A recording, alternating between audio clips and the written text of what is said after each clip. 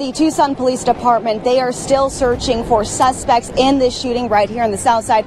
However, they're not giving us any information on exactly who they're looking for or even a description of those suspects. But here's what we do know. We want to warn all of our viewers at home about this video. It is very violent and very vivid. I'm here in the small town of Kearney, about 80 miles north of Tucson. What you see right behind me is what firefighters have been dealing with over the last several days. Tens of thousands of you all at home will likely be impacted by a lot of these cuts. And we're not just talking about students and parents, but we're also talking about hundreds of TUSD faculty members. If you drive along Broadway, they want to hear from you. They're planning on expanding and extending this road right here from 2 lanes to one that is 3 lanes wide. The Tucson Police Department, they're going to be out in downtown, also Main Gate Square, kind of mingling with everybody out celebrating after all the festivities this weekend. They're also going to be giving out free sobriety tests to anyone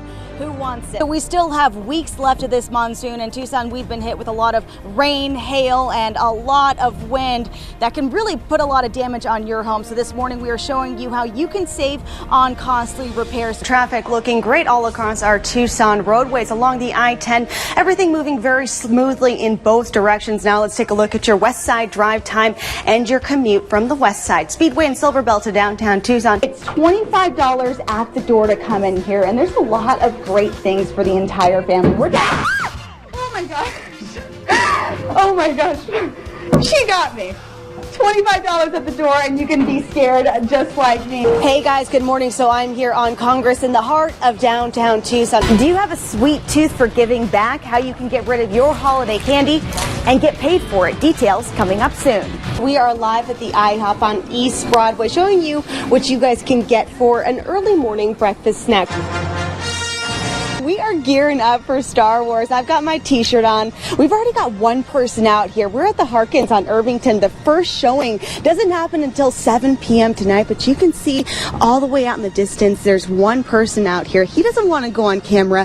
His name is Mike. He has been out here since midnight, bundled up.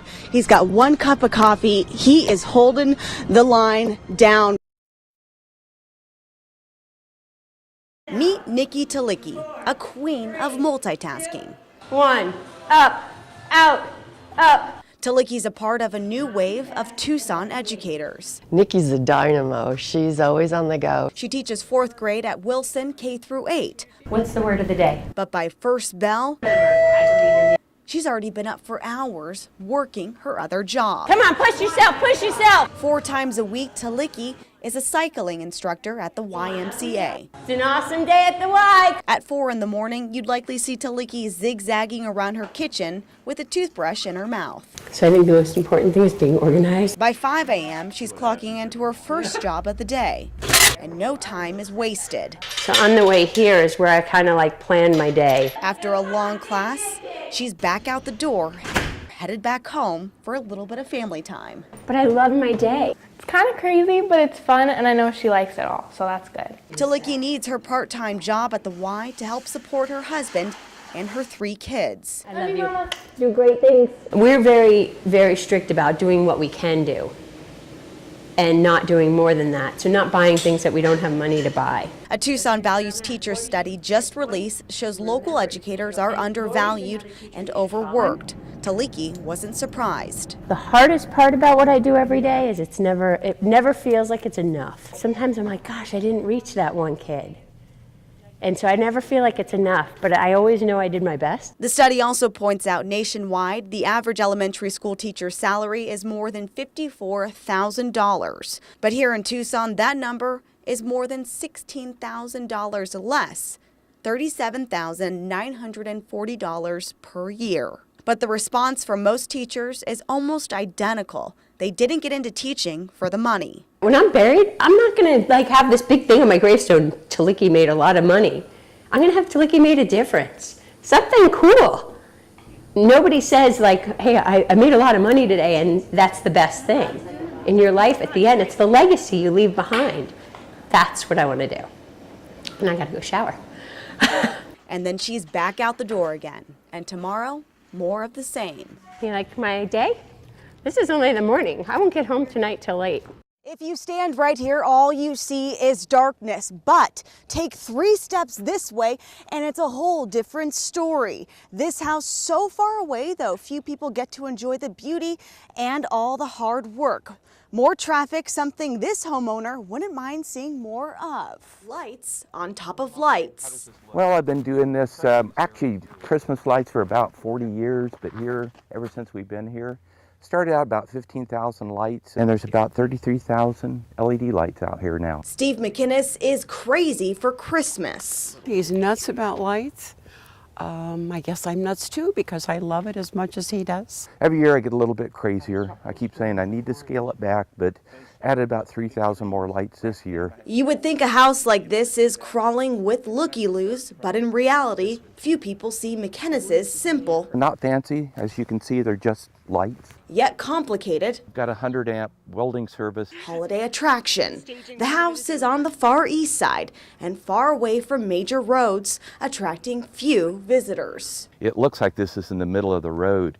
You're driving up and all of a sudden you see this lights kind of in the middle of the road. Nearly a week of work, and all McInnes really wants is more people to stop by and share in the joy of his masterpiece. It's simple, but you know, we're alive. The lights are beautiful. It's a wonderful feeling the time of the year. The world is so crazy these days.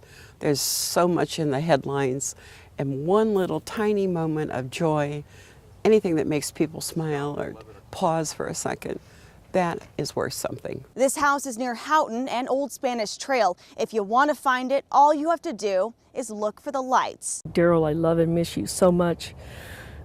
I wish I could change it and bring you back. The tragic reality so many families of service members have had to face. It's a hard thing to lose your child. And it's not only children that we lose in war, it's to all death. You know, parents are not supposed to have their kids die before them. In 2007, an explosion killed Sharon Jones's son, Staff Sergeant Daryl Casson, while he served in Iraq. So these are the ones that I wear.